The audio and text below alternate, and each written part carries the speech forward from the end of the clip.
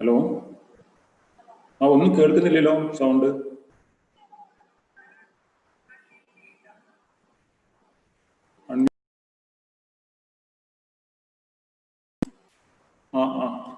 ആണല്ലോ, ഇപ്പൊ ഒന്നും കേൾക്കുന്നില്ല. ഇപ്പൊ എന്താ ചെയ്യുന്നത്? സ്റ്റാർട്ട് ചെയ്തോ? ആ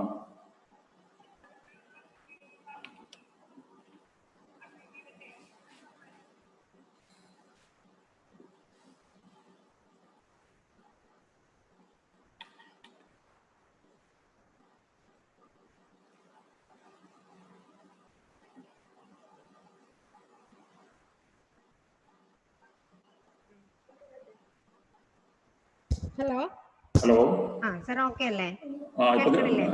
കേൾക്കുന്നുണ്ടോ? അല്ല, എനിക്ക് കേൾക്കുന്നുണ്ട്. അവിടെ എങ്ങനെയാ? കുറച്ച് ലൈറ്റ് കുറവുണ്ട്. ലൈറ്റ് കുറവുണ്ടോ? കുറച്ചായി. കുഴപ്പമില്ല. ഇവിടെ കൂടുതലായതുകൊണ്ടോന്ന് അറിയില്ല. ഇപ്പൊ ഓക്കെ. ഇപ്പൊ ശരിക്കും കാണാം സാറിനെ. ഓ ഓക്കെ. ഇത്രയും കണ്ടോട്ടെ കേട്ടോ.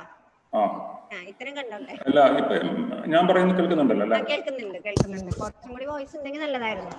വോയിസ് നിങ്ങൾക്ക് അവിടെ കൂട്ടാൻ പറ്റുമോ? അങ്ങനെ അല്ലേ? സെറ്റിംഗ്സിൽ കൂട്ടേണ്ടി വരും അല്ലേ? സെറ്റിംഗ്സിൽ വോയിസ് നോക്കട്ടെ.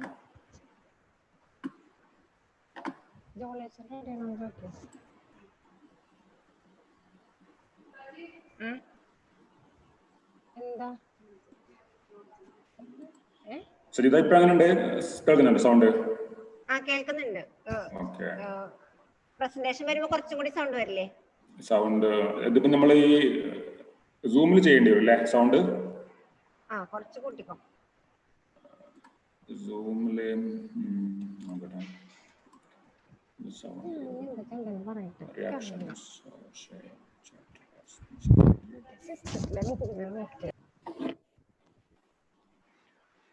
Hello. Good morning, sir. Good morning. Haneefa sir, good morning. Okay, sir.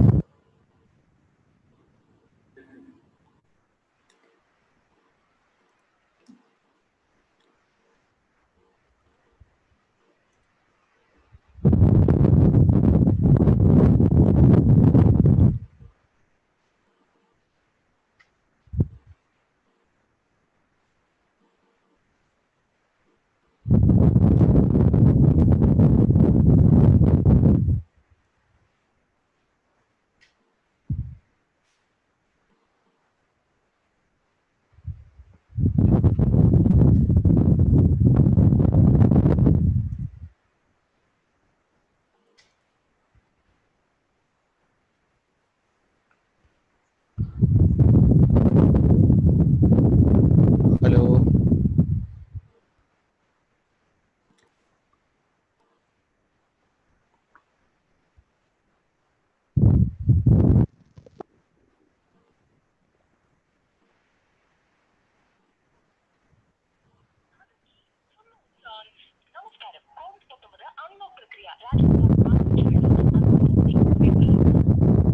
ടീച്ചറെ ജോയിൻ ചെയ്തിട്ടുണ്ട് കേട്ടാ.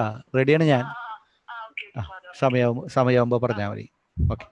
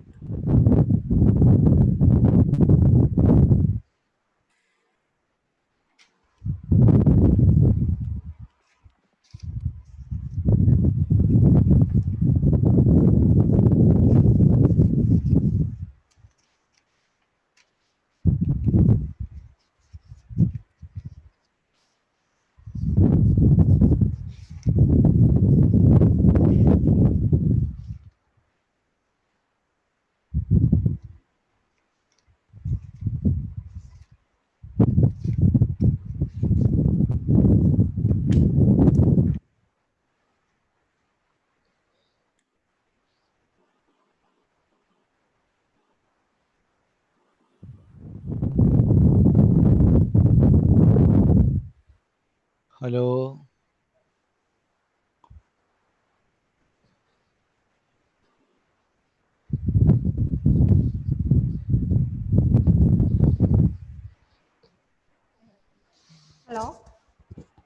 Okay, ഹലോ ടീച്ചറെ. ആ Okay, ടീച്ചറെ. ഞങ്ങൾ കേൾക്കുന്നില്ലേ ready. കേൾക്കുന്നില്ലേ ഓക്കെ ആ കേൾക്കുന്നുണ്ട് ടീച്ചറെ കേൾക്കുന്നുണ്ട്. കേൾക്കുന്നുണ്ട്.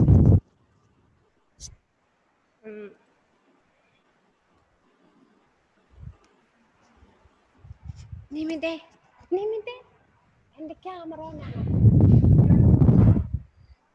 ഓണാണോ സ്റ്റാർട്ട് ചെയ്തോട്ടെ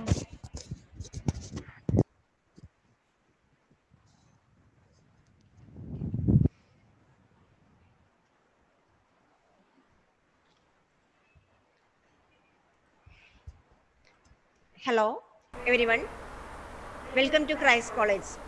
I'm Sajida and my co-host Nimida, faculties from the Department of Library Science. Welcome every one of you to the webinar on scientific writing. Father Jolly Andrews, the principal of Christ College, is present here. Welcome, Father. Thank you, teacher. I would like to introduce today's presenter. Today's topic is how to write a research paper. Friends, our host of honor, Dr. K.M Haneefa, has made a powerful contribution to the field of teaching, research and publication. He is working with the Department of Library Science, University of Calicut. Dr. K.M Haneefa is Associate Professor and Head of the Department of Library and Information Science and Director, Planning and Development, University of Calicut, Kerala. He has published several research papers in professional journals and participated and presented papers in many national and international conferences.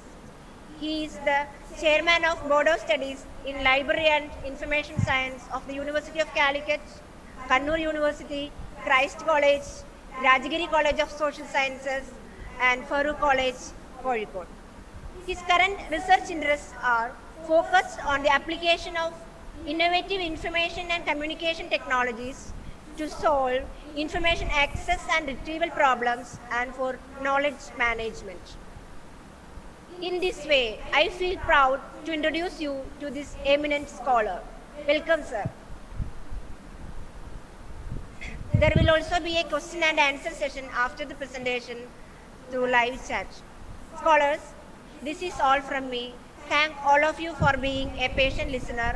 And now I invite our beloved principal, Father Dr. Jolly Andrews, for inauguration and keynote address.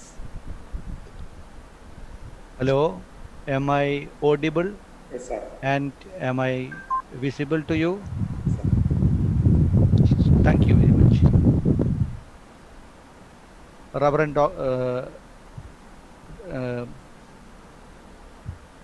Dr. K.M Haneefa, the Associate Professor in the Head Department of Library and Information Science, University of Calicut.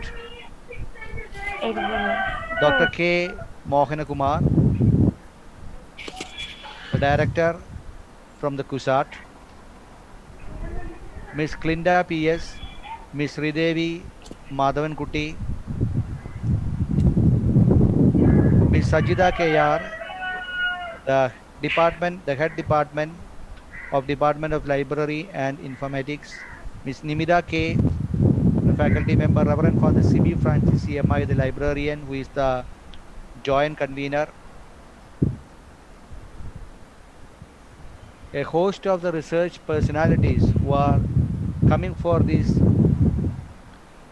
well-arranged webinar organized by the Department of Library and Information Science about the scientific writing.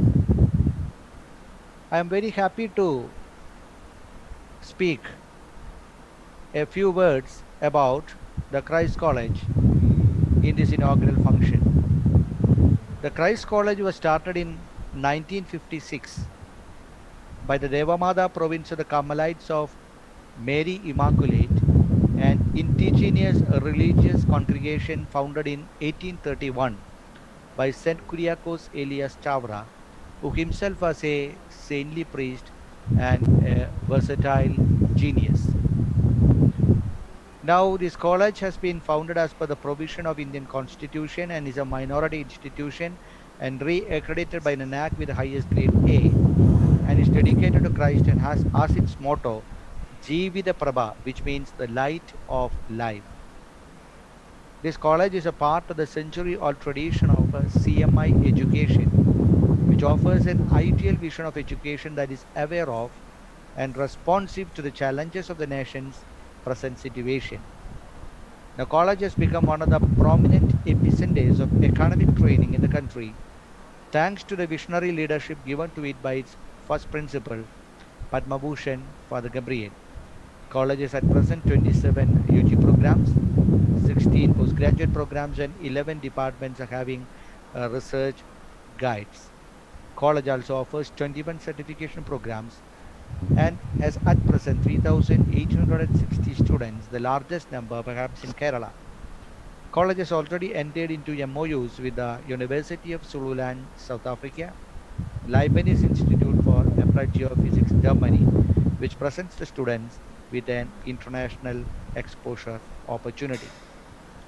Now, I'm very happy to notice that the Department of Library and Information Science has come forward with this national webinar. Perhaps I would say this one as an international webinar because there are a lot many participation, lot many people who are registered here and attending this meeting, not just from India but outside India also. Because you can call this webinar not just as a national webinar but also an international webinar. Now they come with this novel topic of this. They come with this webinar about this scientific writing. As you know, myself being a research guide and has been having the publication as far as the Department of Physics has been concerned, myself enrolled in the Department of Physics. I, in a way, know the painstaking process of how to write a scientific paper and the credentials that we should have regarding the publishing a paper. Now we know this, why we write a paper, why we should write a scientific paper. Perhaps if some new knowledge come to us, we need to share it for the humanity.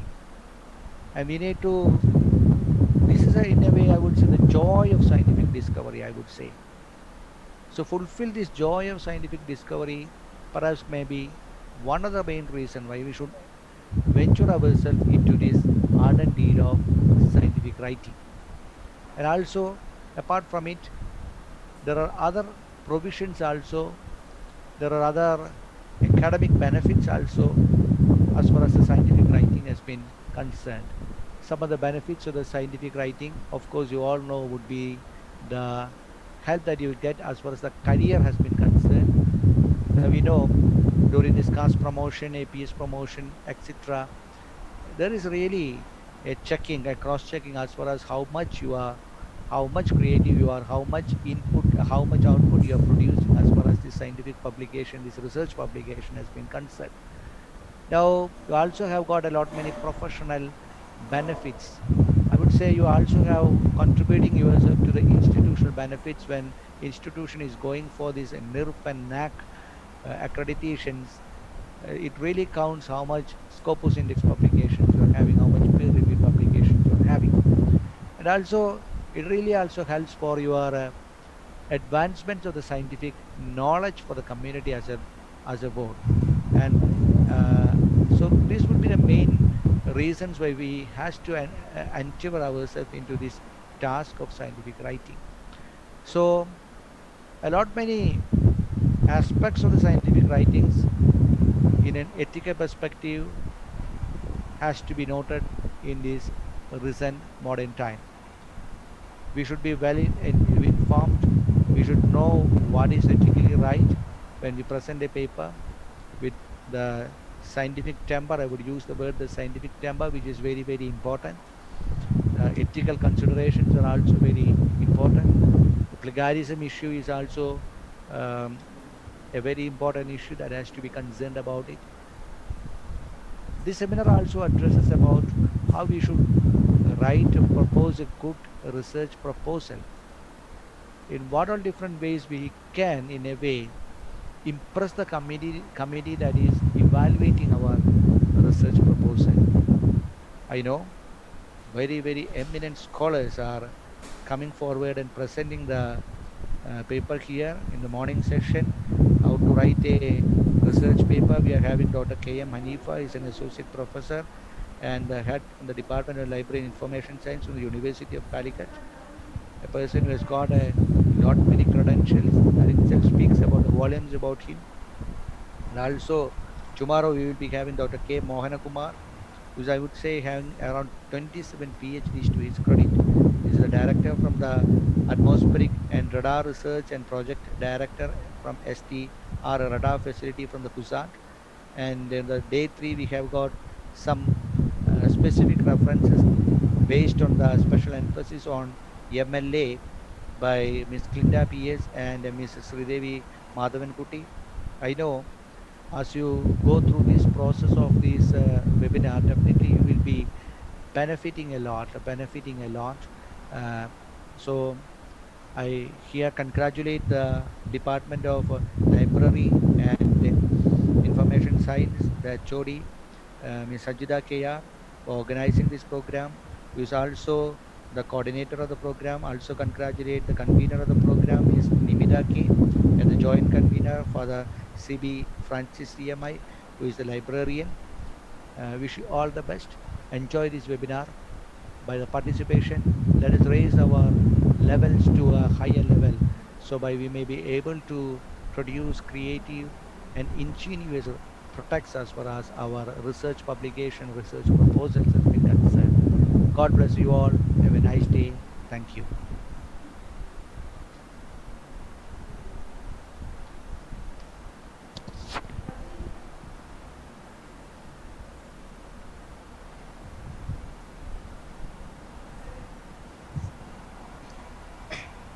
I invite Dr. Muhammad Haneefa for the presentation.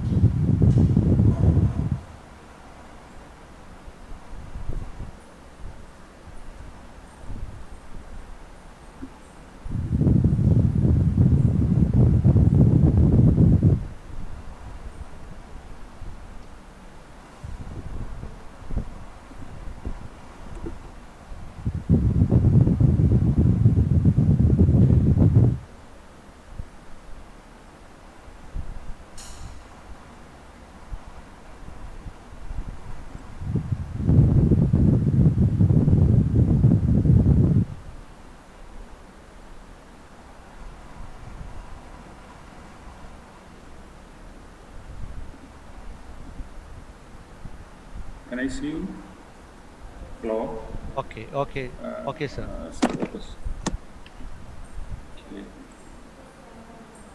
Just a minute.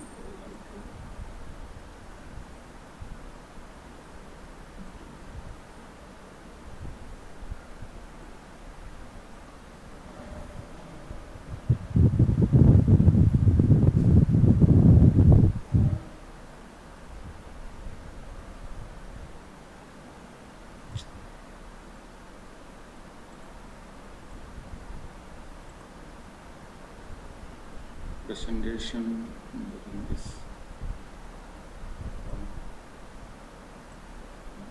Sajida?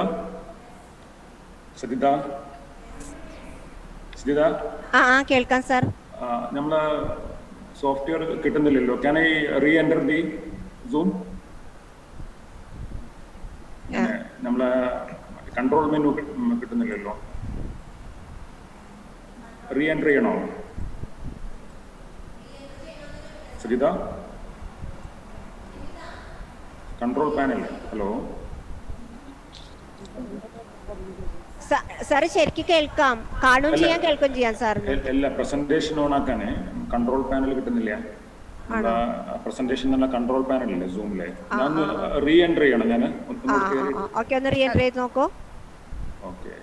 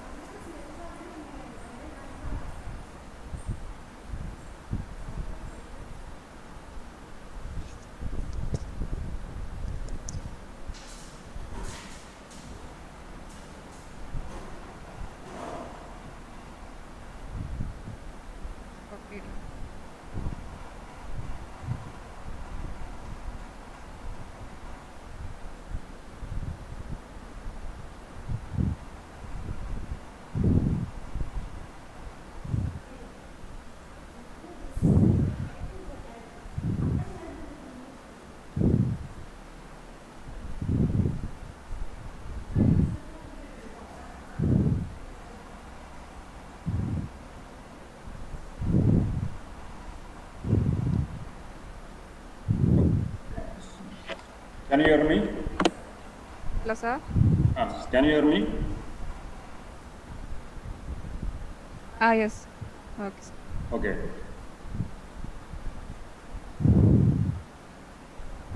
Most respected Father Jolly Andrews, respected head of the Department of Library and Information Science, Christ College, Ms. Sajida, faculty member Nimida, other faculty members of the college, and dear participants. Indeed, it's a great pleasure for me to attend and to associate with this great institution, great college, Christ College, as a Board of Studies member, now as a paper presenter.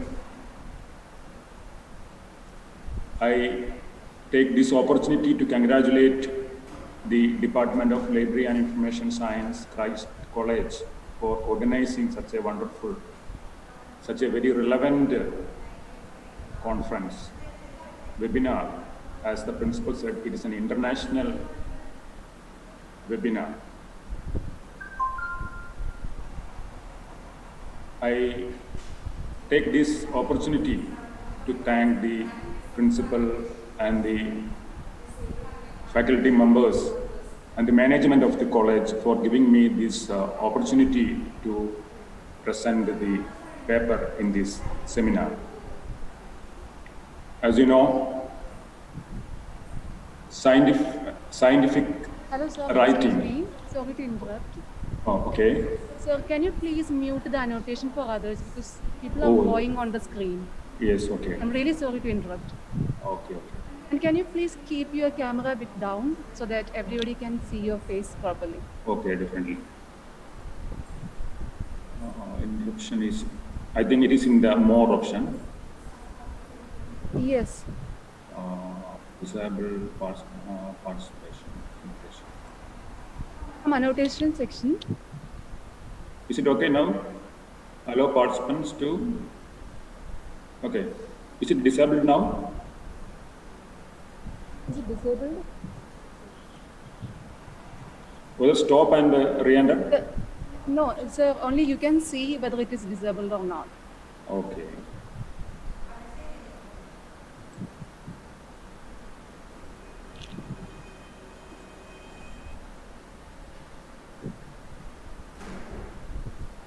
Okay.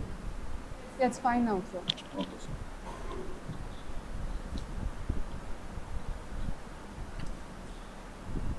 Okay, here I am going to express some of my experiences, some of my observations as a researcher and as a writer, and also as a reviewer of some of the journals. So, writing a scientific paper is not so rigid. So, some of the elements in a scientific paper varies to discipline and author to author. So, some of you have, as the principal said, some of you have avid writers, so you can interrupt me and you can ask a question or you can extend your experiences, etc. So please don't hesitate to ask questions or put comments, etc. So actually in scientific writing, knowledge is lost without proper published or proper written documents.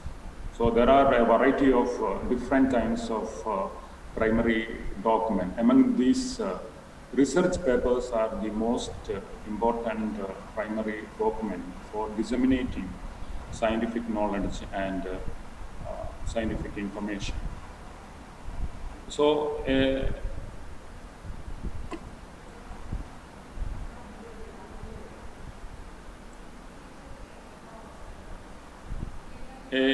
research paper is a written and published report of describing original research results. As in the years, we can see it is a systematic and a rigid structure with various components.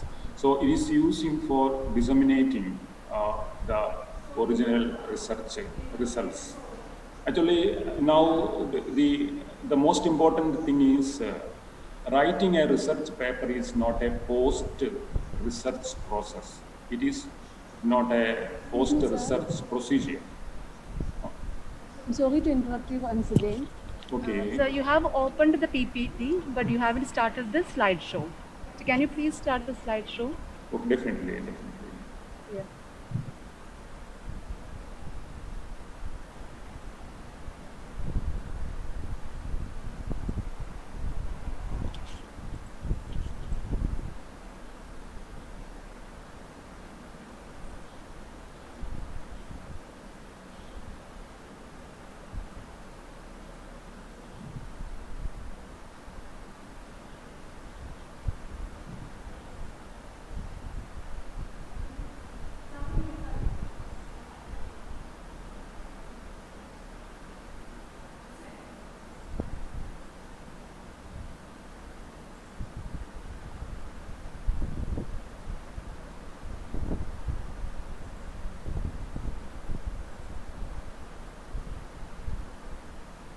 Is it okay?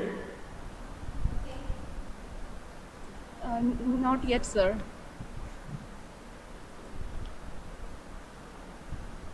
So I don't know. Yeah, you're Is it starting okay? to share the screen. Yeah, Okay. it's perfect now. Thank you, thank you. Okay. Okay.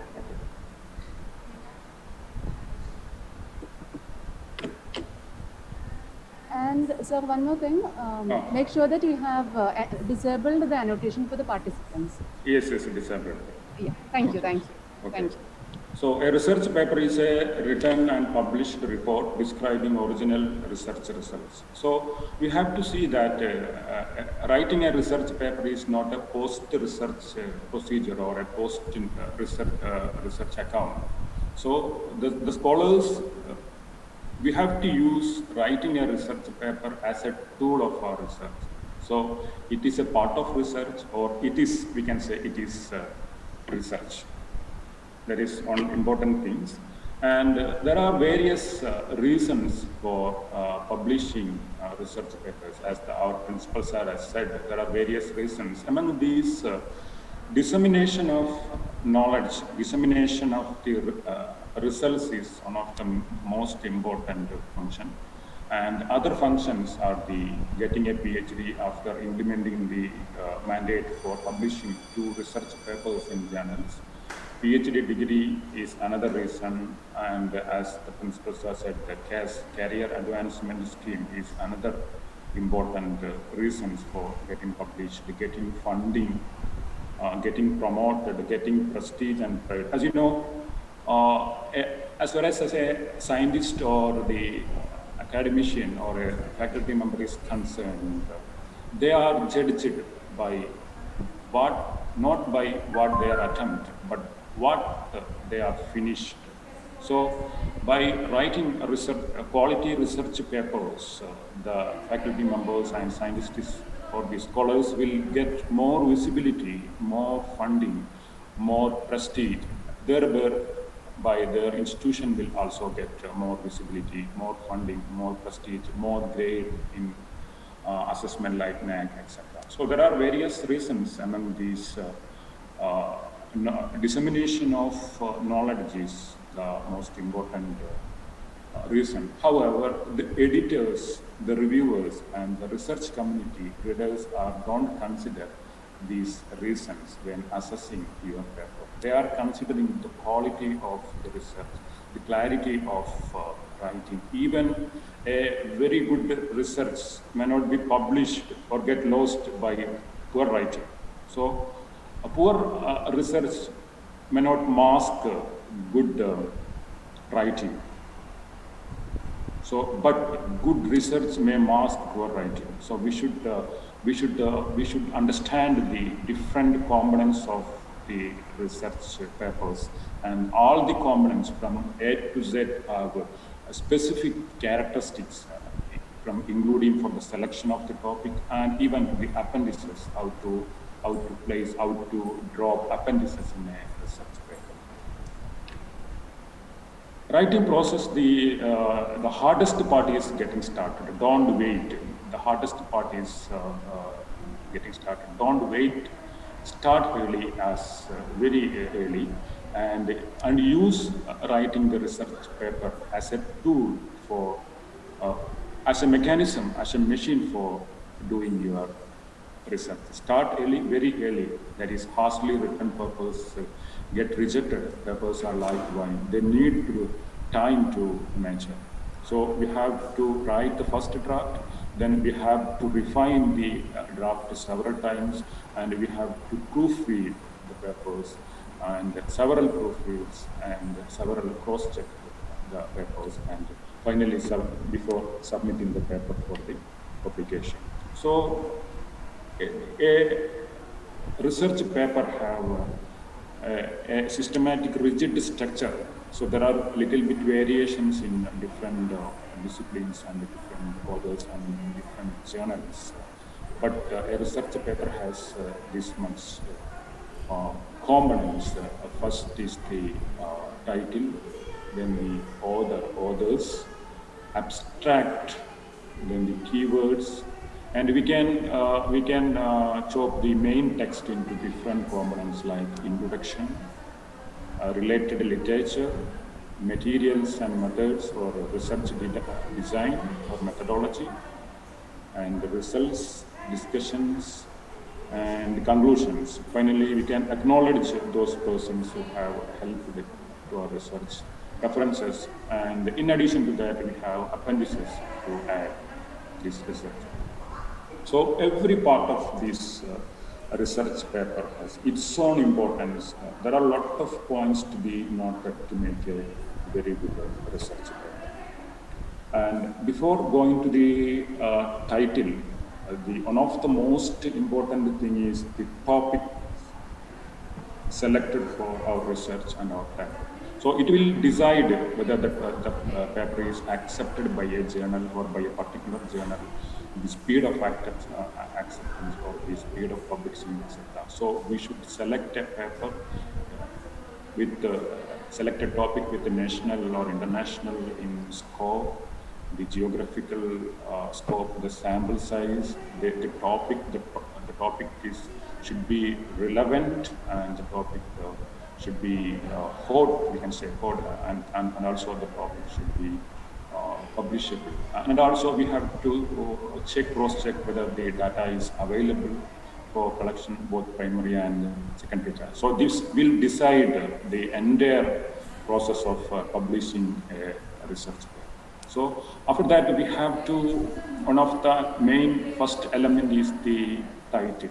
So title is the one of the most important element of the paper that I have read by the readers. So title is the most readily part of the research paper, and it is the search engines will catch the keywords of the title. So title should be complete in our sense. Title should be perfect, complete and concise with the minimum words, but it have to be describe the thought content of the paper.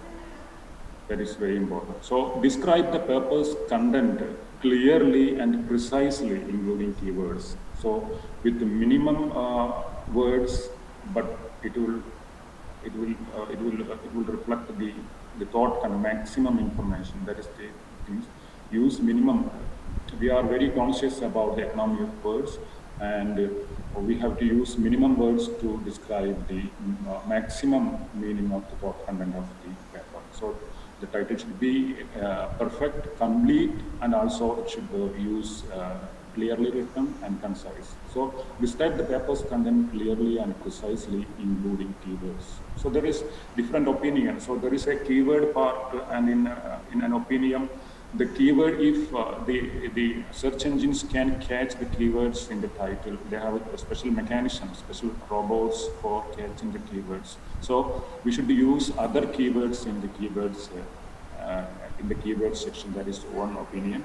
So, and do not use, another important thing is do not use abbreviations, chemical formulas, and jargons. Of course, in some of the cases we can use very popular abbreviations, for example, information and communication technology, ICT, etc. But naturally, we do not use unpopular abbreviations, chemical formulas, jargon, etc.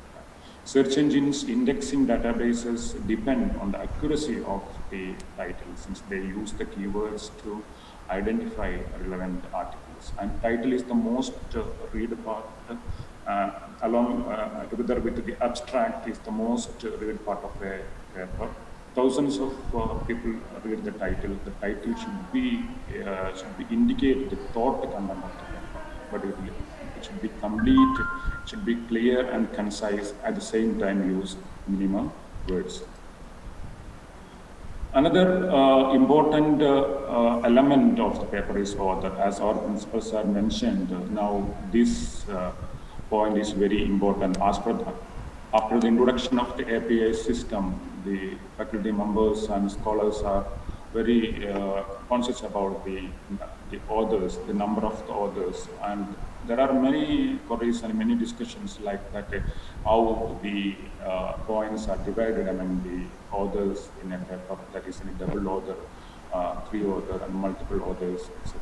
So we should include those who have made an intellectual contribution to the research.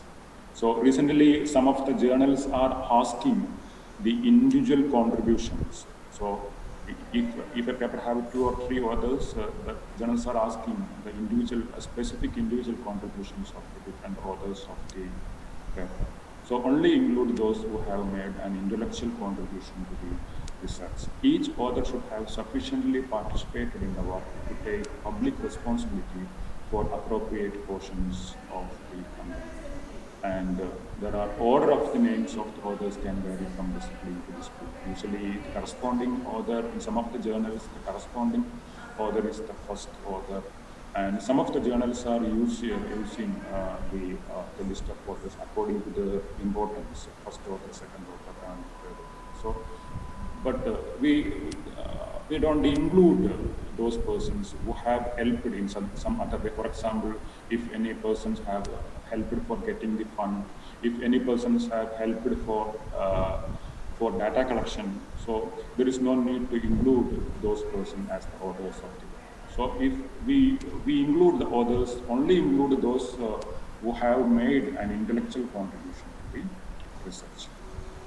Abstract, after the authors, the most important part is the abstract. As in the case of the title, abstract is also the most read part of a paper. The readers will decide whether they go for reading the entire paper by reading the title and also by the abstract. So abstract is the only part where for the different elements of the paper is written in a single paragraph. No other paragraphs in a paper have these different types of information. Abstract will contain the scope and main objectives of the paper, the methodology, and also the main results and conclusions of the paper. So the different components of summarized, concisely written in the abstract. So it is of fundamental importance that the abstract is be written clearly and simply, as it is the first and sometimes the only part of the manuscript to read. And briefly summarize, often 150 to 250 words, the problem, the method, the results, and the conclusion. So there are different types of abstracts. For example, one category is the informative abstract, other category is the descriptive abstract. In informative abstract, we will use all the points of the paper in a very concise way, like the methodology and the results and method, conclusions, etc. In descriptive abstract, we will give only the topic introduction and also the methods, etc. There is another structure, another category is the structured and unstructured abstracts. In some of the international journals, you can see the structured abstracts. In structured abstract, every part is specifically marked, like for example, introduction, the method and methods, results, discussions, implications, etc. So if you are writing a structured abstract we can often have 200 to 50 words. And suppose if we are using an unstructured abstract, we can use 150 to 200 words. Even if we are using unstructured abstract, we should have all these elements, that is the scope, main objectives, methodology in brief, major findings and conclusions. The reader can decide whether or not to read the whole article. Together, the title and the abstract should stand on their own. Many authors write the abstract last so that it accurately reflects the content of the paper. So it is better to write the abstract, even though it is in the very first part of the paper. We have to write the abstract in the last so that we can include all the elements of the paper, results, conclusions, etc. Introduction. Here in the introduction part is, every part, introduction is very important. We have to introduce our topic perfectly. What is the research problem and what is the context and what is the rationale for conducting this study. Usually in seminar papers and conference papers, we can see the people are writing the general information. Suppose if you are writing a paper on Web 2.0, the people describe what is Web 2.0. If we are writing a paper on climate change, you can see what is climate change. We are all know all these things. There is no need for discussing all these things. So discussion should be at least 2 or 3 paragraphs. And it should clearly mention the research problem, the rationale, the background of the problem being investigated. That is the main thing. It is just like in the form of a funnel. That is in the very beginning. It is like a broad topic, and in the end we will reach to the research problem, and finally we can enter to the hypothesis or the specific research questions. So suppose if you are writing a paper on social media, so there is no need for discussing internet, world wide web, etc. We have to directly come to the research problem, research domain, the rationale, the context of the research problem, and the research problem and the specific research questions to be addressed. That is the problem being investigated, a background that explains the problem and the reasons for conducting the study, and summarize relevant research to provide context. We can provide very important literature. So there is a difference in some of the journals. Some of the journals will use only as the introduction, and some other journals use related literature as a separate section. Some of the editors want related literature as a separate section. In that case, we can summarize the related literature in the second part, that is the related literature part. State how your work differs from published work. Identify questions, that is the research questions you are asking, you are answering.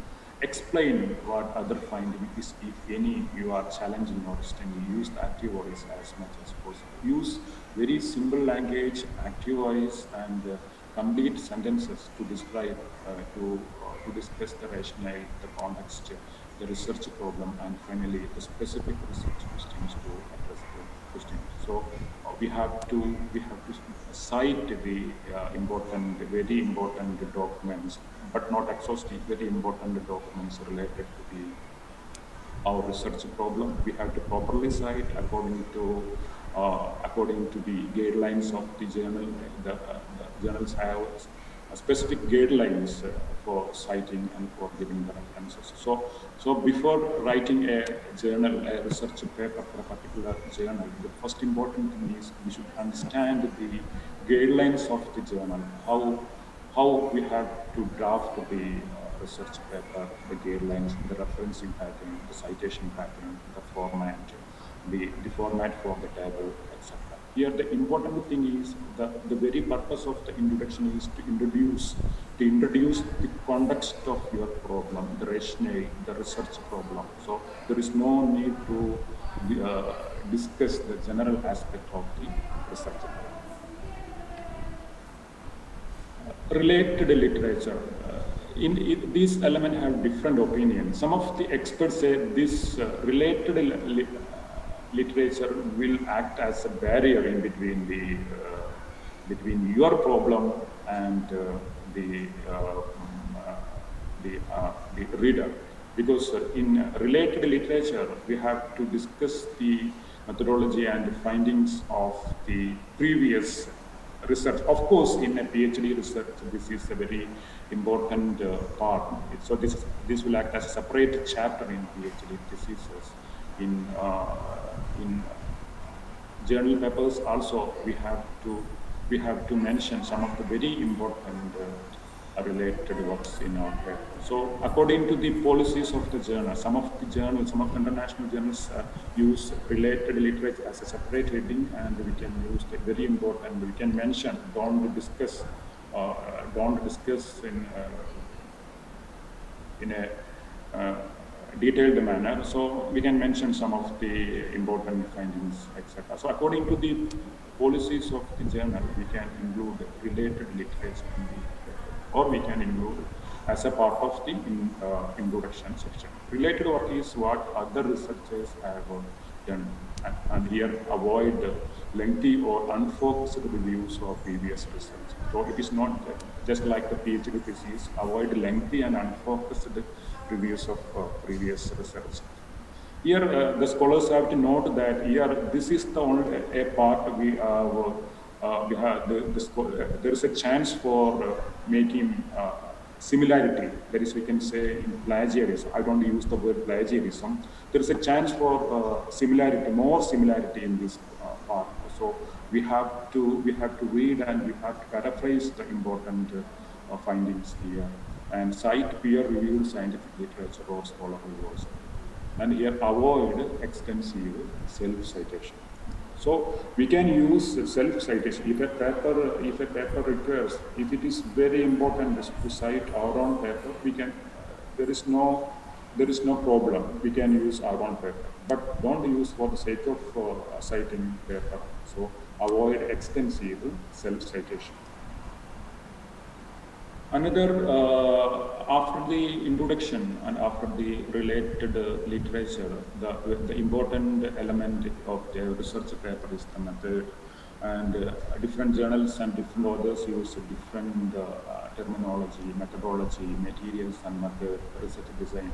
And some of the in some special cases will use some special keywords according to the special nature of the methods. If a particular investigation is using a special method, that method can also be used. So usually it is methods, materials and methods, or methodology and research design.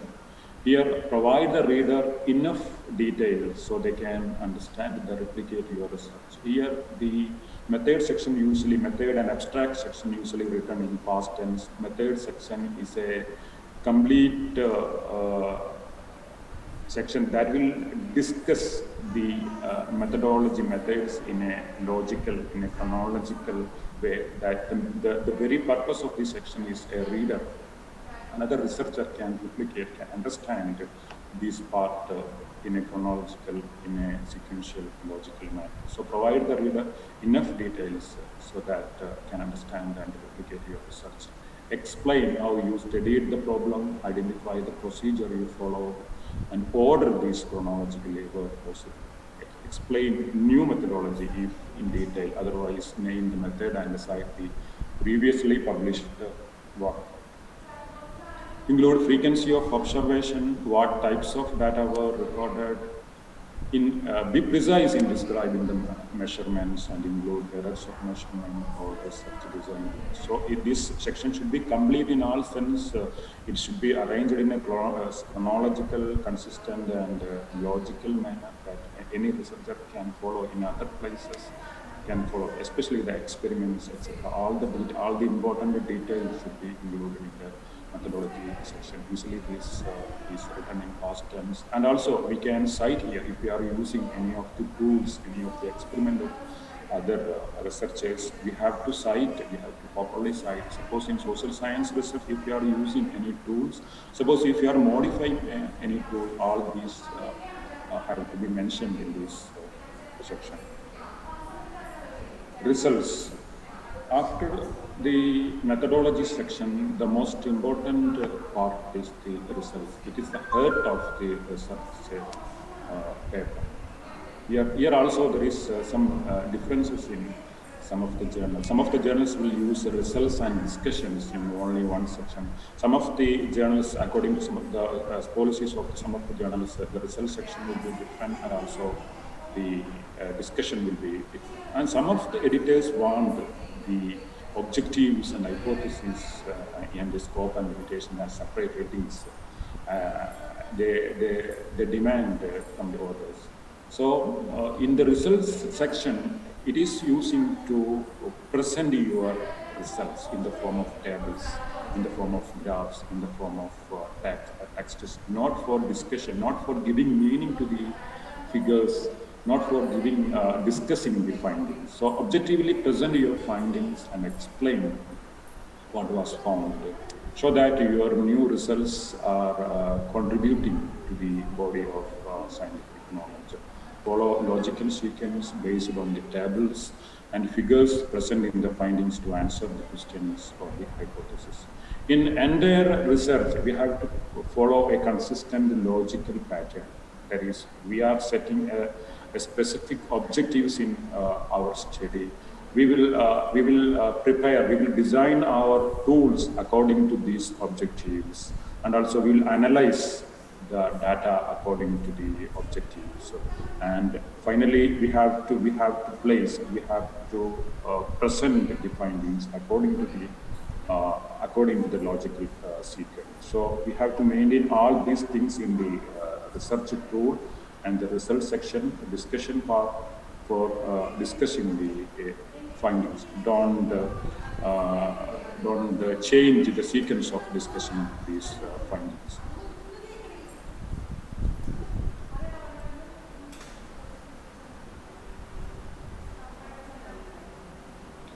There are different way of presenting the results in the data.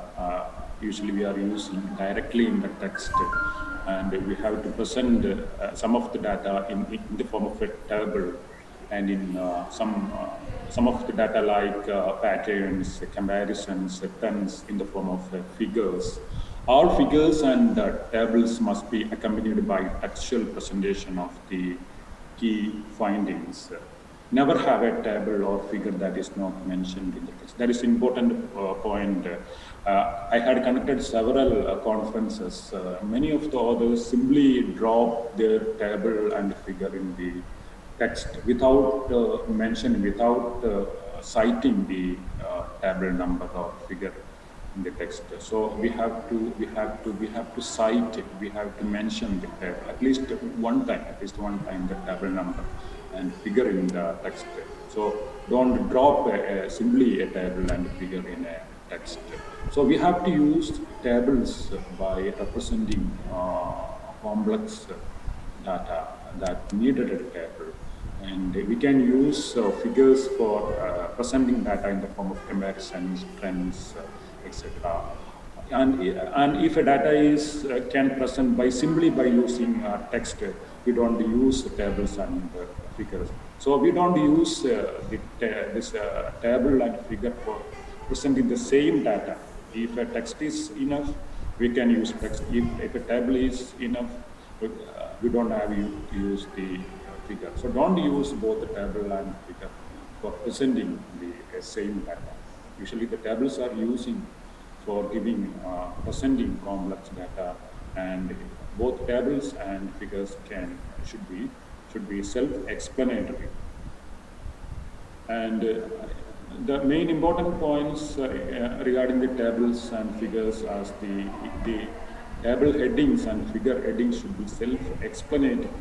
That is also, and in the case of the figures, legends and other descriptions should be visible and properly designed or properly arranged. Discussion is the important, where we are interpreting or we are providing the meaning to the data that we have collected. describe what your results mean in the context of what was already known about the subject. That is, we have to discuss all the important results in a logical order that we are using in the results section, and we have to give meaning. We have to discuss these results in the context of the already known by citing the previous literature, and indicate how the results relate to the expectations and the literature previously cited. Explain how the research has moved the body of scientific knowledge forward. Do not extend your conclusions beyond what is directly supported by your results. Avoid undue speculation. This is one of the most committed mistake by the authors. So this type of conclusions can see in the abstract and in the discussions and in the conclusions. See, the authors will use some of the conclusions that is not supported by the result section. In most of the cases, the research papers are part of a larger study, and the present paper will be confined to a particular portion of the results. But however, the people use some of the conclusions, some of the elements that is not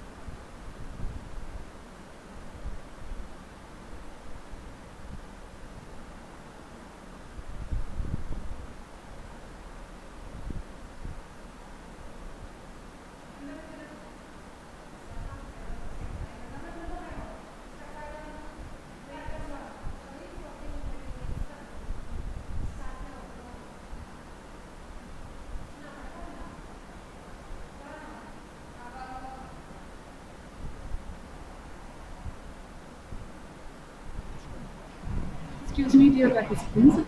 There happened some technical issues on the part of the presenter. He is trying to fix it up, so please stay with us. Thank you.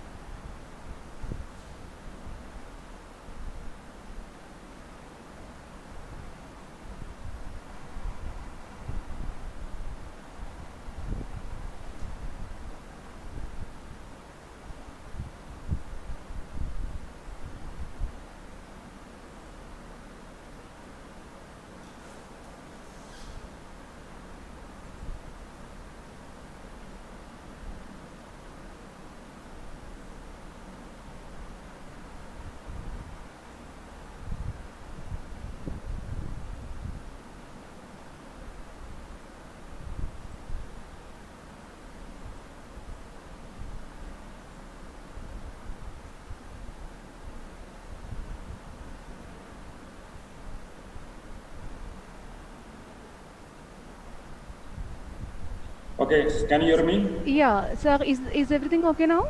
Yes, everything is okay. Okay, so participants, sorry for the interruption. We are resuming the session.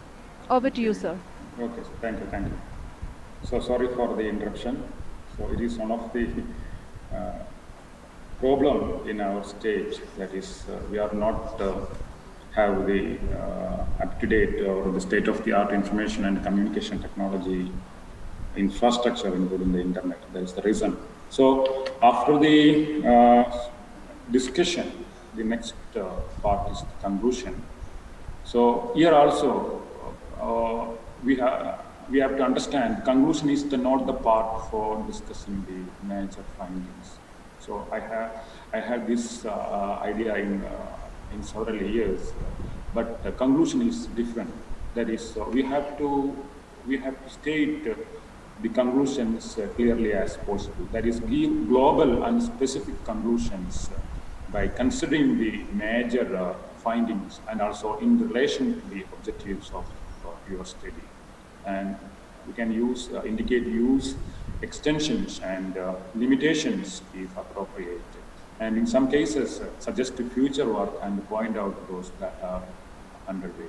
But here also, just like there is no need for to repeat the elements that is which we have discussed in the abstract section and also in the introduction. So there is no need for summarize the paper here.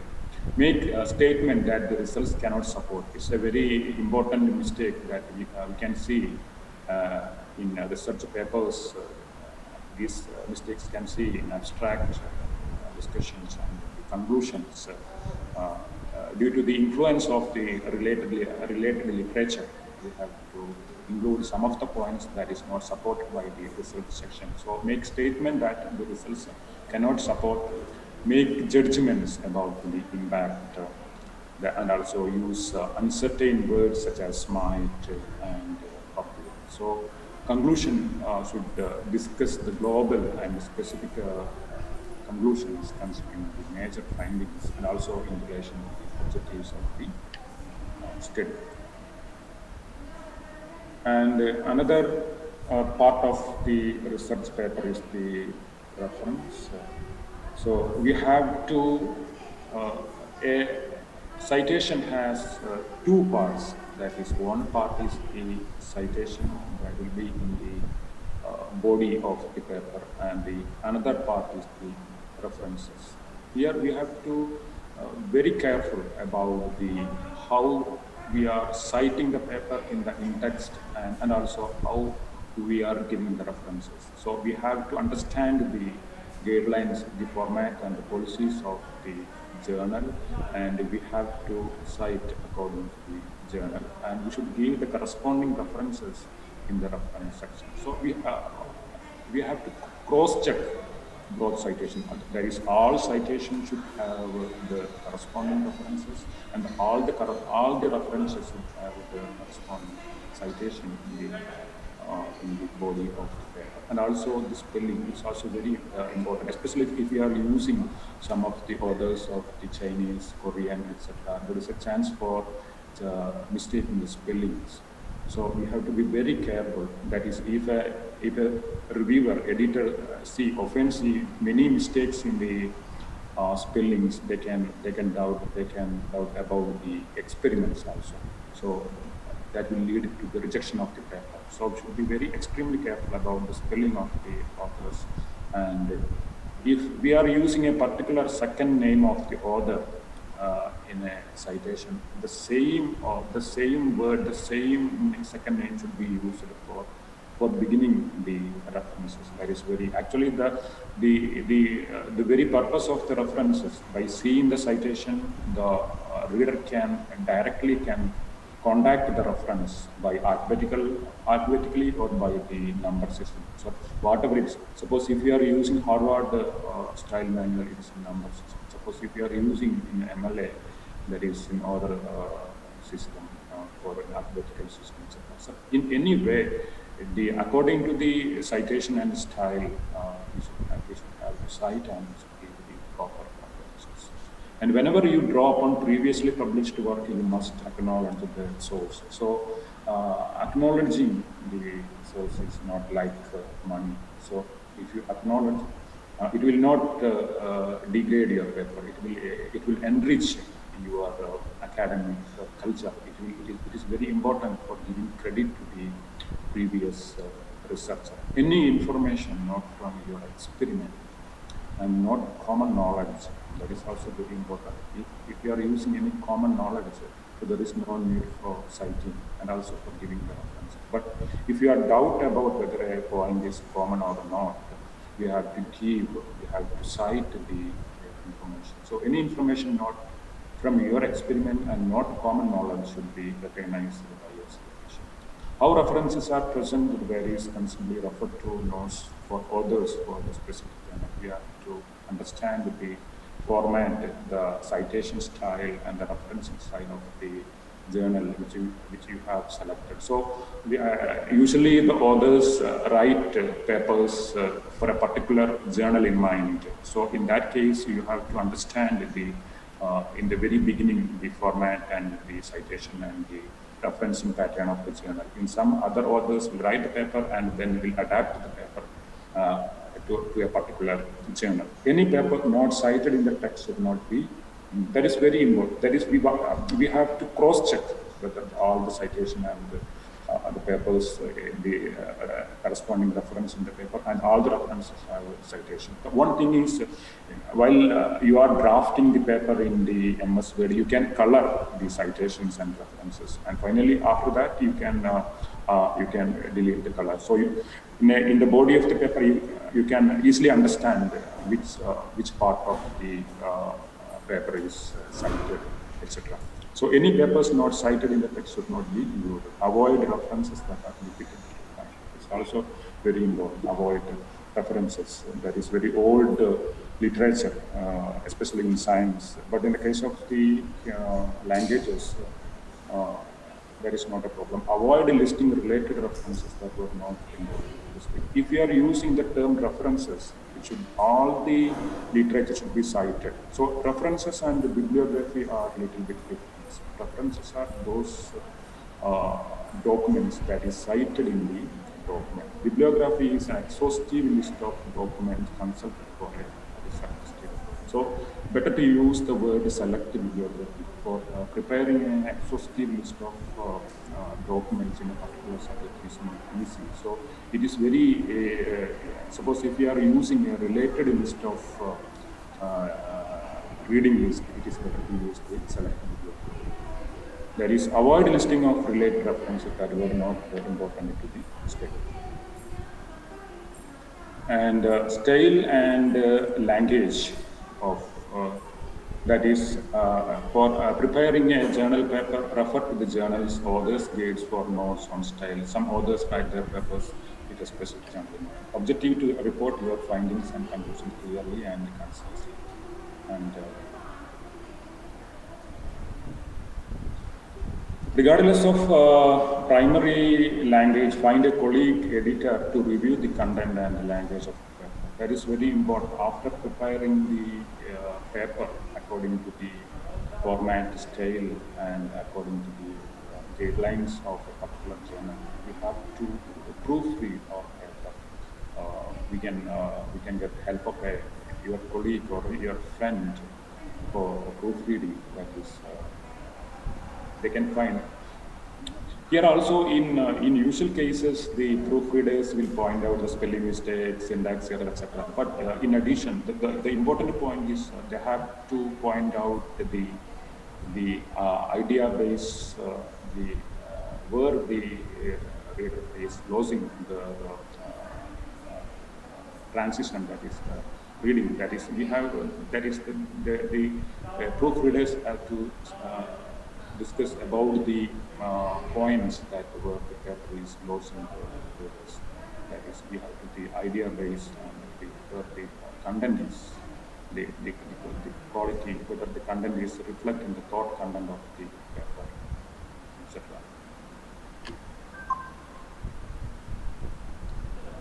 And some important language points that is, we have that poor experimentation cannot be masked by brilliant writing. poor experimentation cannot be mastered by brilliant writing. But however, poor writing can mask brilliant experimentation. We have to be very careful. Even our experiment is brilliant. If we are using bad language, if we are using bad writing, if it is not a structured document according to a particular journal, the paper may be delayed for publication and sometimes may be rejected. So we have to understand all the different elements of writing and avoid complex sentence structure, use simple and clear English. Always keep in mind that the paragraph is the essential limiter for. So we can use a paragraphs, that is, paragraphs contain one group of idea, and a sentence can use for reflecting only one idea. So always keep in mind that paragraphs is the essential unit of thought. As some important language point, that is avoid passive voice, use active voice as possible, use present tense, don't change tense. That is, for writing the paper, writing the abstract, we usually use past tense. And also for the methodology section also, we use past tense. The introduction, we can use the present tense. Choose the right journal. It's also an important point for getting our paper published based on the subject. So we have to decide which journal is very suitable for publishing our journal. So the best way of, while using the review of related literature, we can understand which journal is publishing that kind of subject. So we can select the suitable journals for publishing. So we can select the journals based on the subject matter and based on overall approach, based on objectivity, quality and importance of your study, and based on impact. And also another important thing is that is easily accessible. Now, some of the international journals have both the online and hard copy. So easy access is also another important criteria for selecting journals. We can use, if the papers are available in open access, there are a lot of opportunities. The authors can easily access their papers, and also it will get more citations, more impact. Now the papers are rated by their citation, their impact, their H-index, item index, etc. So easy access, open access way of publishing, and the subject matter and overall approach and credibility are some of the criteria for selecting the right journal. And after select your journal carefully, read the aim and scope of the journal, think about your target audience and leave your work. Do you have a realistic chance for being accepted?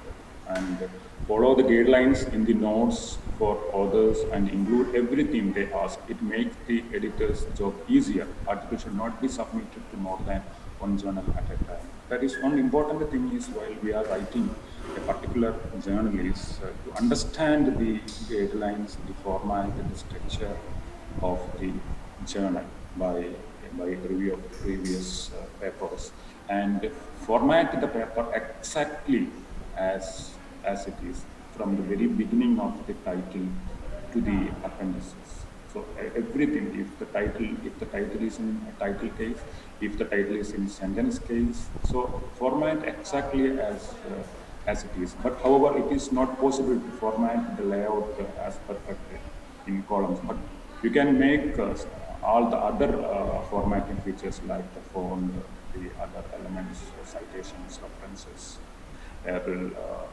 heading type, whether it is in a capital or in title case or sentence case. All this will reduce the work of the editor. So there is a better chance for getting your paper published.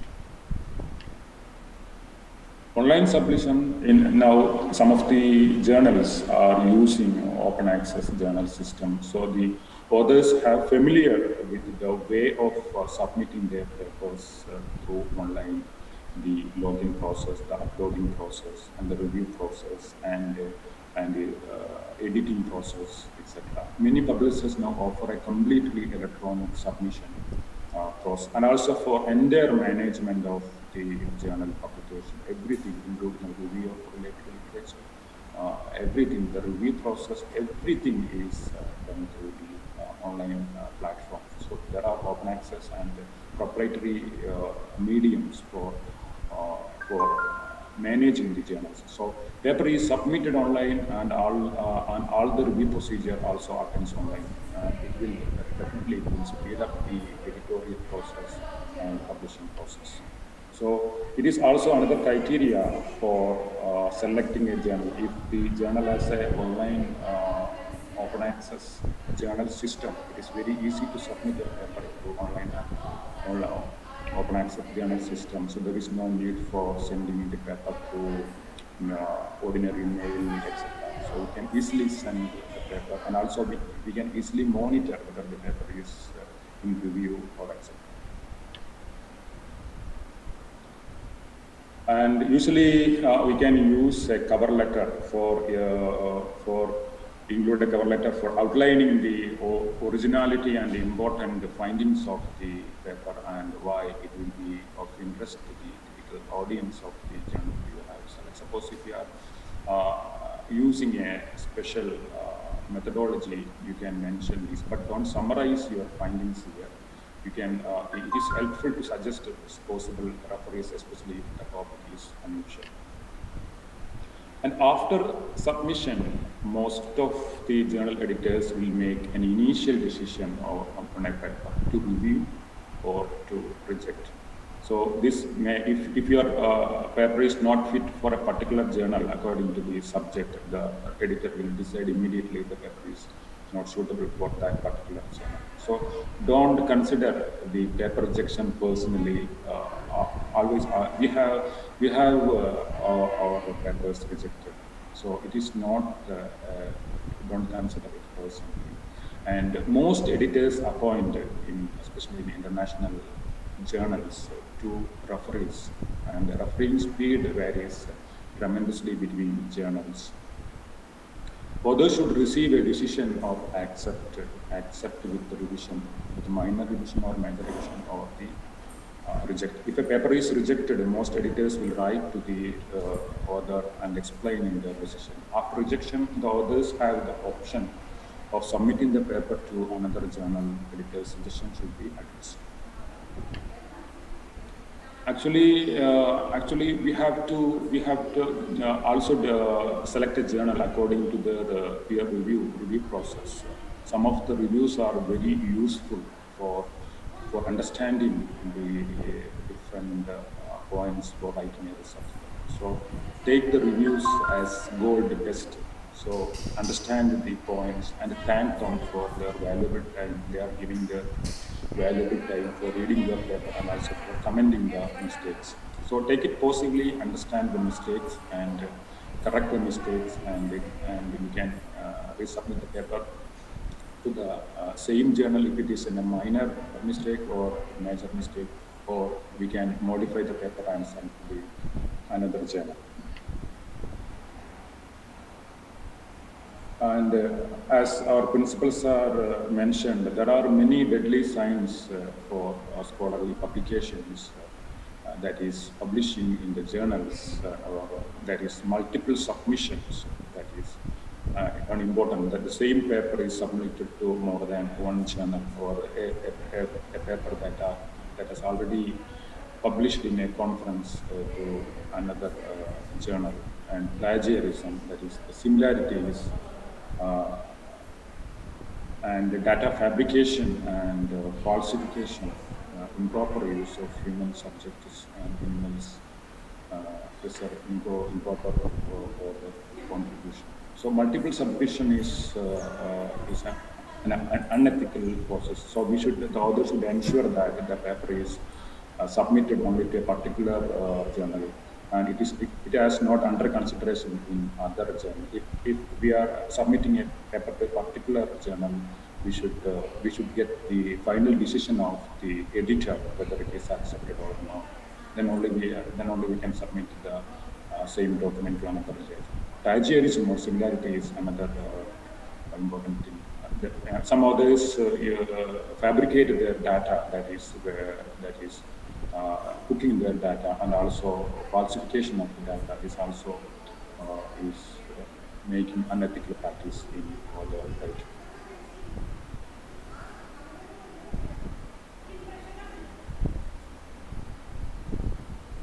How to avoid this plagiarism?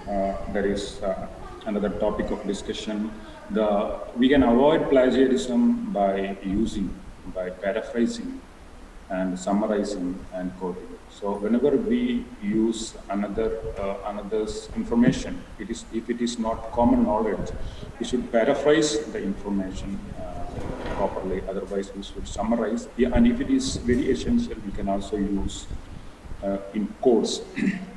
So we have to reduce the similarities. So there are many chances for similarities in different parts of the paper, especially the review of literature, related literature, and in methodology, method section, there is a chance for reviewing. But here we have to consider one important thing. We have to check the plagiarism from a non-person, how to check the similarities.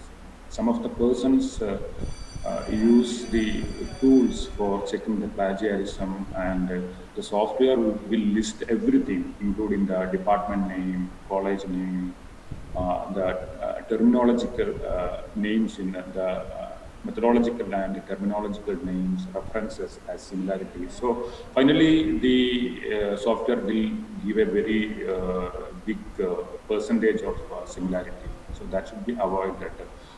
For any persons who are checking the similarity, have proper knowledge how to check the similarity of a paper. There is paraphrase, summarize, there is compress, string in your own words, translate and rewrite what the author is saying.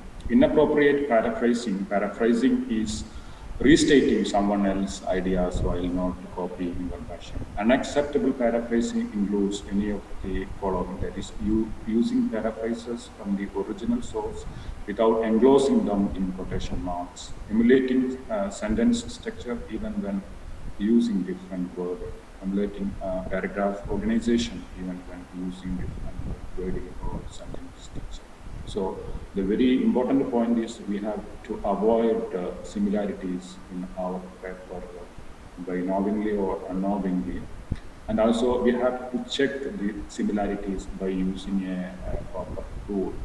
There are many open access and proprietary tools are available.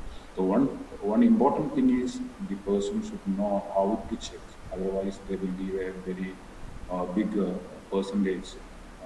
There is we have to exclude the methodological, terminological, and the references from the similarity index. So after getting the percentage, we can reduce the similarities by paraphrasing, properly paraphrase, that is restating someone else's ideas while not copying, and also by giving the references. Actually, references and citation is not a tool for avoiding plagiarism. It is a last component for the completion of the paraphrase.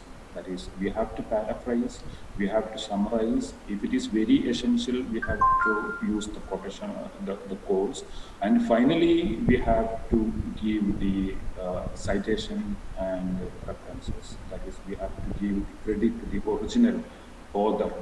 That is, credit to the original investigator for that information. So we have to completely write the idea in our own sentences. Then we have to give the citation.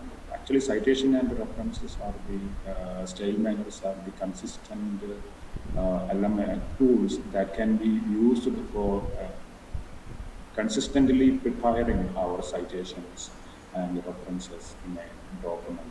So together with the paraphrasing and summarizing, we can avoid the similarities. We can avoid the similarities of our paper.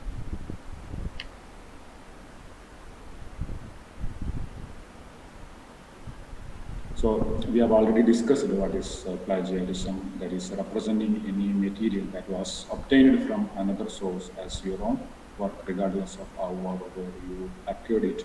Failing to acknowledge the source of any borrowed material, whether it is verbatim, text, ideas, or structure, results in plagiarism. It can occur intentionally and unintentionally. Self-plagiarism is another important thing. The people think that if they use their own essay, their own information, it is not plagiarism. It is also plagiarism. That is occurs when authors don't let the readers know that they are using previously submitted, published work in a new paper, not a revision. If you cut and paste a section of your previous essay into your new paper, you are committing plagiarism. Therefore, clearly note where older information has come from being published before. Recently, I sent a paper to a journal. I got the editor's letter that your paper is 23% plagiarism, so it should be the reviewer has written like that. It should be rejected. Then I asked the plagiarism reporter. I can see that the entire document from the very beginning, that is after my name, even including the title, some of the keywords are shown as plagiarism. The Department of Library and Information Science is blocked as similarity plagiarism. The methods and materials section, the terminologies, and everything is shown as the similarity. So the person should have clear knowledge about how to use the tools like the code, the Turnitin, Identicate, and how to exclude the references, methods, and the terminology, etc.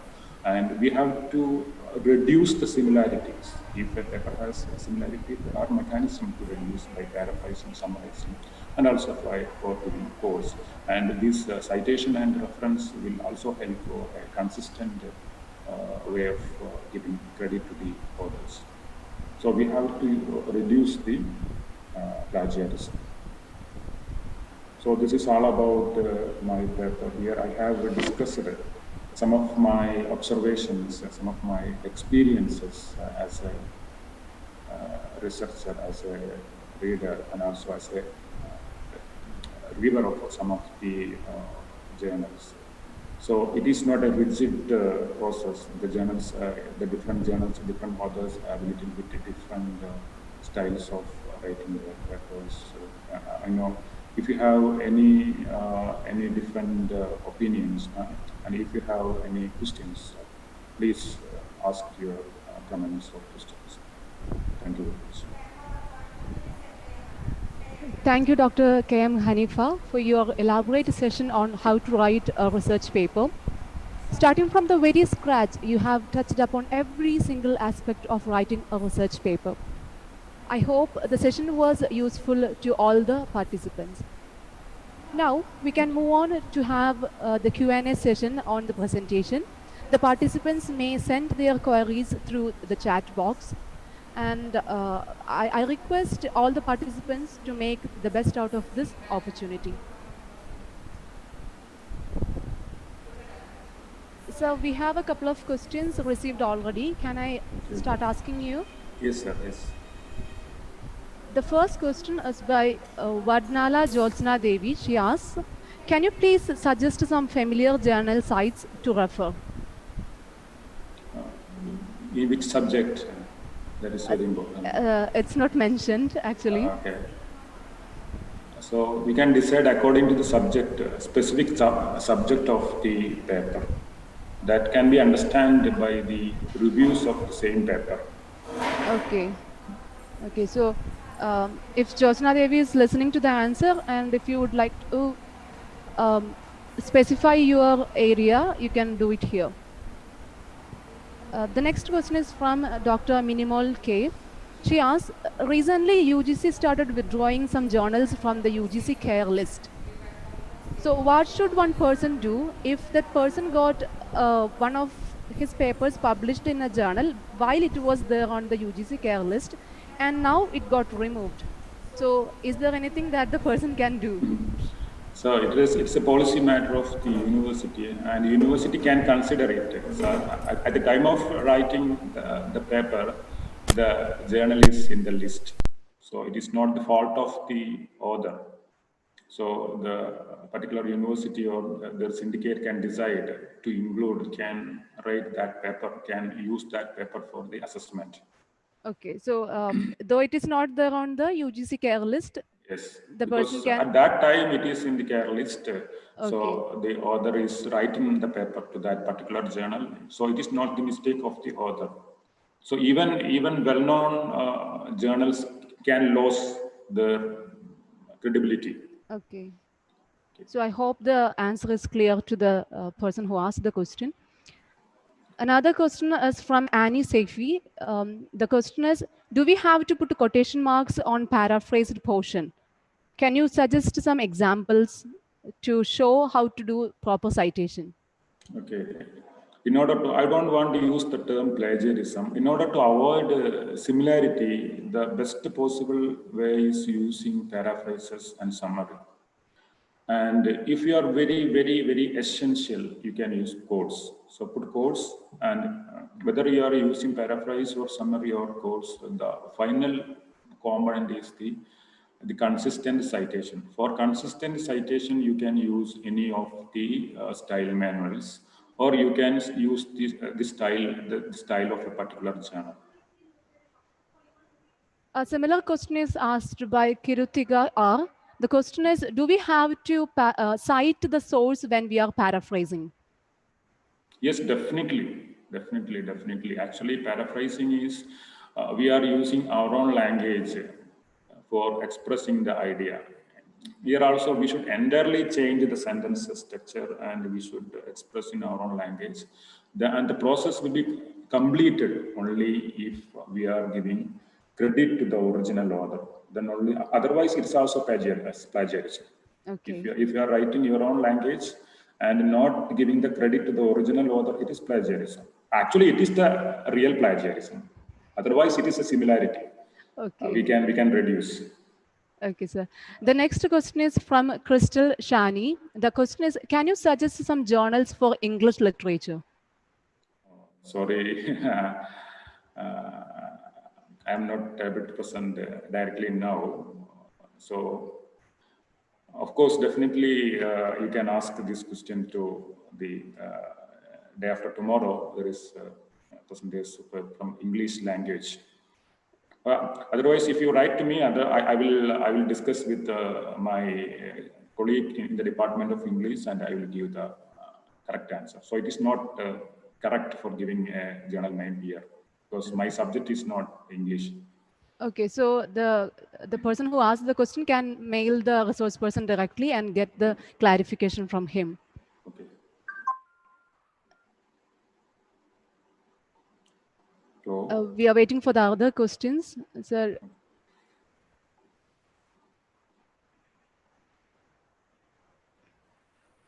or you can extend your own ideas because actually this structure, journal writing is not a rigid structure. There are variations, there are different styles of writing. You have your own experiences and your own observation. You can extend or you can discuss that also. So I have no monopoly. I know all these things. So you can give your ideas also. Yeah, definitely, sir. There is another interesting question from Renuka Velu. She asks, how can we understand that whether an idea that we are going to present in a paper is original or is it already done from some other person? It is by review of related literature. We have to use the different medias. Suppose if you are conducting a study, the topic selection is very important. The very first thing is to not to check the journals or books. The very first thing is you have to check the database. So every subject have a particular database. For example, in education, we have a RIC database. In chemistry, we have a COM database. In medicine, we have a Medline, Biomed, etc. So that type of database reflect all the relevant, important literature. So you can access. Then only you have to go to the journals.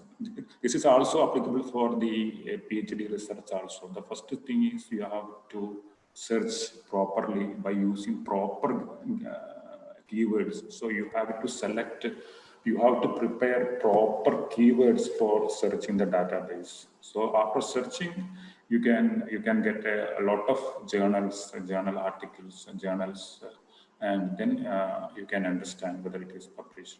As far as library science is concerned, LISA is the starting point. We can use, as far as the education is called, RIG is the starting point. As far as the medicine is concerned, Medline is the starting point. So it will give you the exhaustive list of all the documents published in the world. From that, you can select the journals, papers, etc. Okay, sir. We have a question from Anusri K. The question is, which are the most important components in a research paper that decide the quality of it? In a research paper, everything is important. I forgot to mention one thing. Suppose if you are using an appendices, there is another mistake.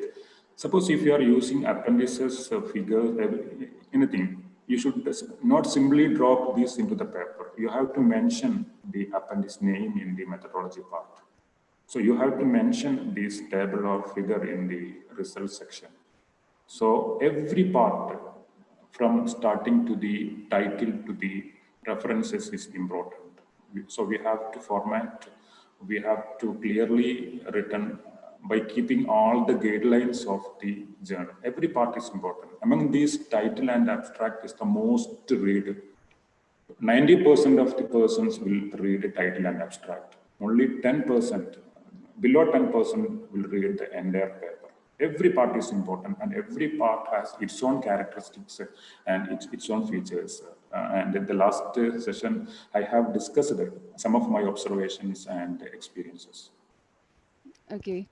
Madhuri Menon asks that she came across a book in Google Scholar, but only a couple of pages were visible and the others were unlocked. So where can she access the entire book? That is that we have to check what is the problem. If you know the book title, you can approach other libraries. If it is available through online, you can access through online. And if it is available in in open access, you can access through open access medium. If it is available in another library, you can search Union Catalog. If you are not sure about the title, anything, don't use it. That information, that is better. Yeah, that would be more important. Yes. Yeah. Manisha KV asks, can you please suggest some library science journals? As far as India is concerned, the important journals are the Annals of Library and Information Studies, Desbrook Journal of Library and Information Studies, Wells Journal, etc. The one important point of journals is that these journals are publishing, they're both hard copy and soft copy. So easy of access to the author and readers are very important. So while selecting a paper for sending journal, it is better to select a journal with a high impact factor, and also with if it is available through open access, the authors can access the journal. Okay, sir. Shirley David asks, can you suggest some journal names so that she can publish her writing on library science? I think she would like to publish something related to library science, and she is searching for a journal to do that. Okay, for that, so that is not the right way of. If you discuss the title, I can say suggest some journal. The very important thing is the topic. If usually the journal space is very precious, there are n number of papers in the queue, and you want your paper published by pushing all the papers besides. So for that, your topic should be very, very relevant, very, very current, and also very, very hot. So you have to select such a topic for your research and writing. Then there is a possibility of publishing the paper immediately. And also you have to select the journal according to the topic, suppose if you are writing in scientometrics, you have to select a journal that is publishing scientometric articles. So it will decide according to the subject of your paper and also according to the topic. Suppose if you are writing a very old topic, not so relevant, it will not be published immediately, or the publishing speed will be delayed, or it never is published. Okay, sir. The next question is from Neha, and she asked, can you guide us on making a synopsis before going for a PhD interview?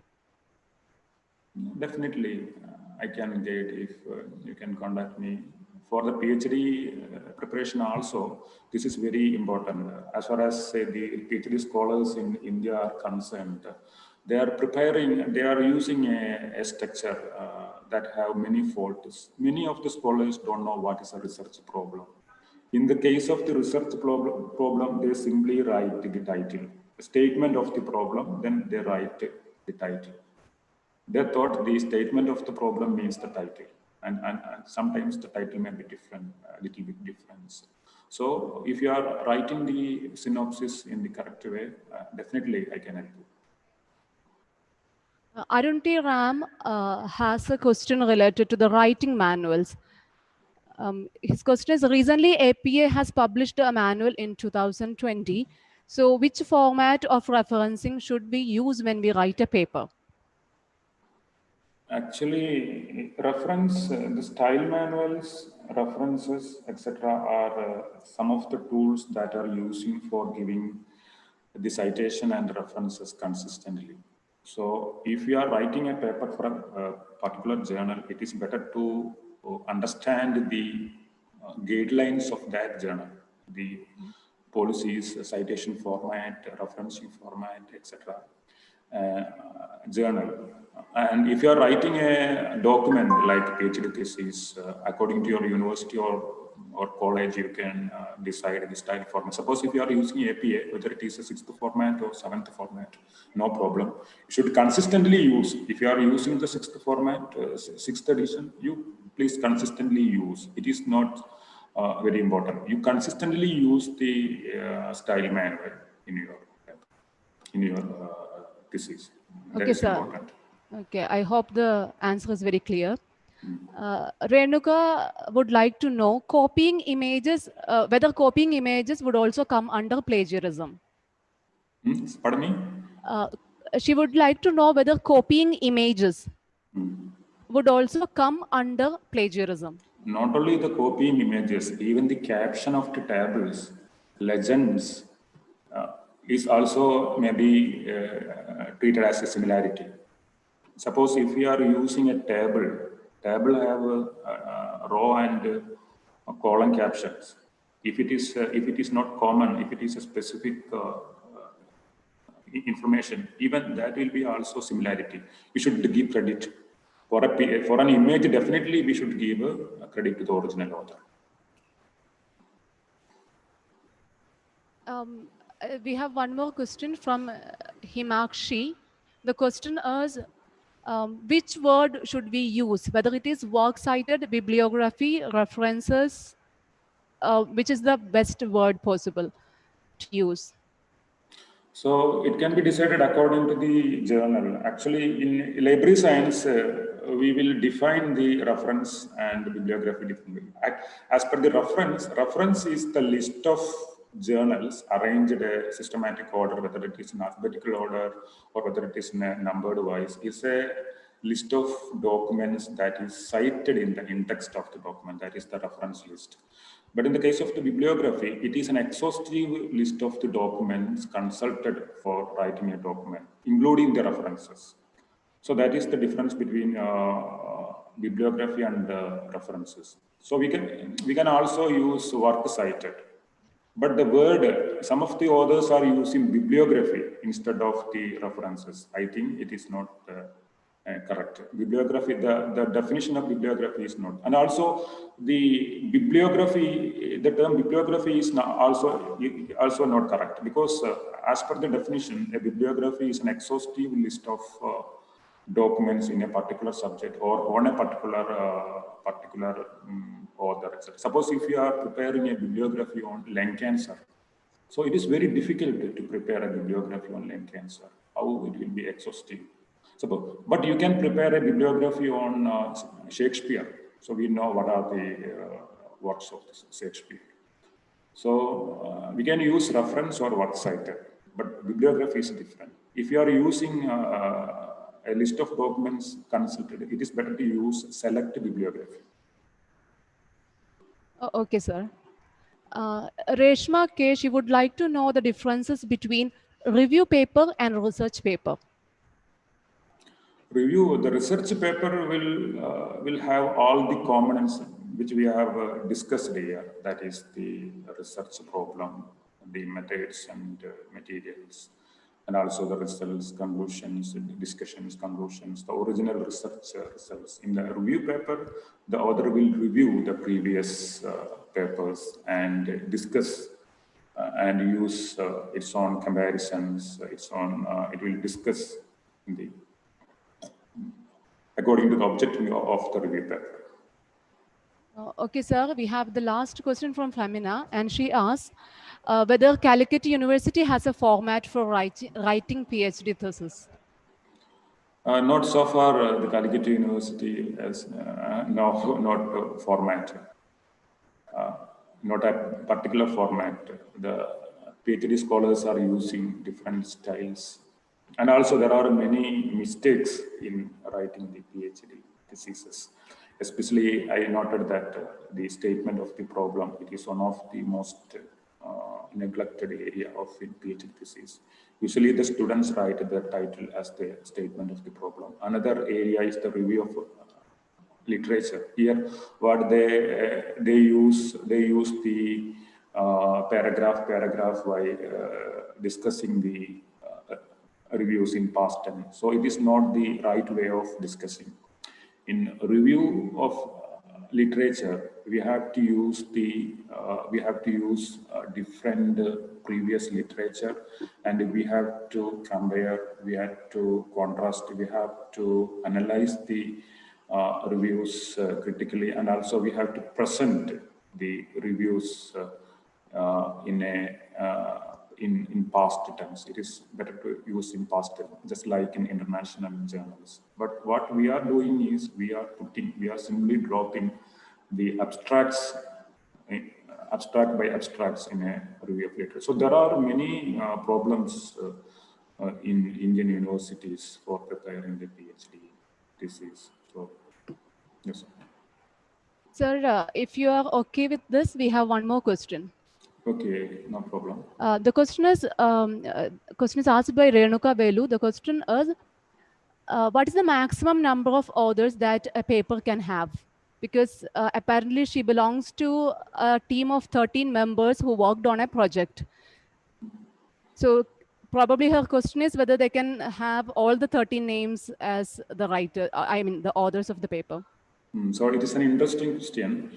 Actually, some of the international papers, especially from very big scientific laboratory, they have hundreds of authors. So it will decide according to the volume of the research, according to the content of the research. Suppose if you are writing a paper for a seminar, if it has only a single idea, with a very, very simple idea, you please think whether it is suitable for giving two co-authors or three co-authors.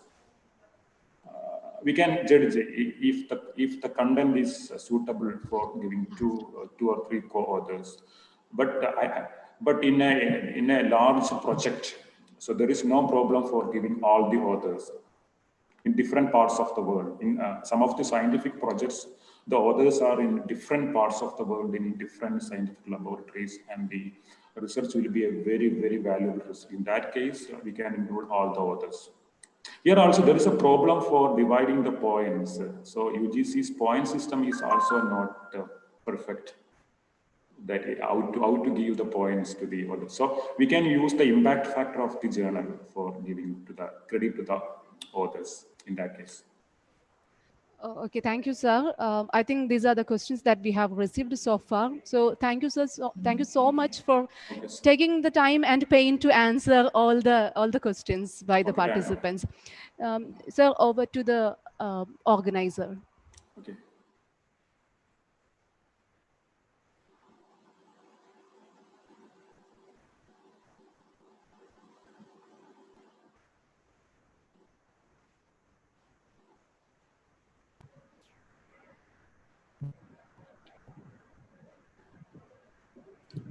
Inviting.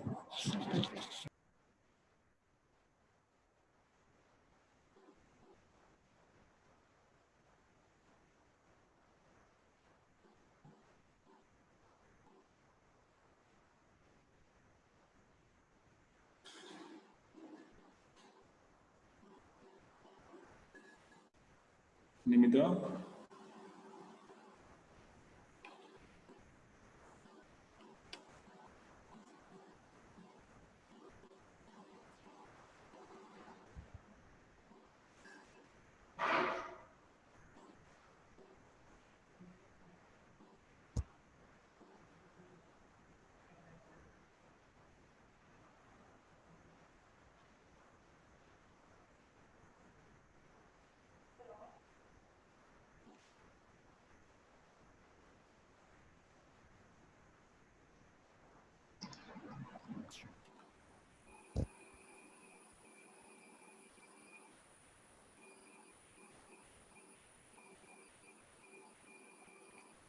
Hello?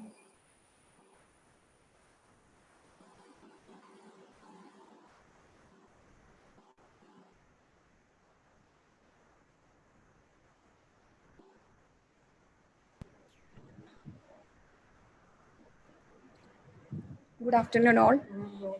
Okay. It is my privilege to express our thanks to all who are associated with today's program. First of all, I would like to express our gratitude to our resource person, Dr. K.M Haneefa, sir. You gave us an excellent presentation and thus made the webinar interesting and meaningful. Thank you, sir, for spending your time with us. Next, I would like to thank our principal, Father Dr. Jolie Andrews, for his words of encouragement. I thank him for his kindness, his interest, his hospitality, and continued support. Thank you, Father. I, on behalf of the Department of Library and Information Science, extend our gratitude to the participants for your cooperation in making this session fruitful. Once again, I thank you all for your attention and we will see you tomorrow. Thank you. Okay. Thank you very much. I express my sincere thanks to the organizers for giving these wonderful opportunities and also for all your technical teams for organizing this. Thank you very much.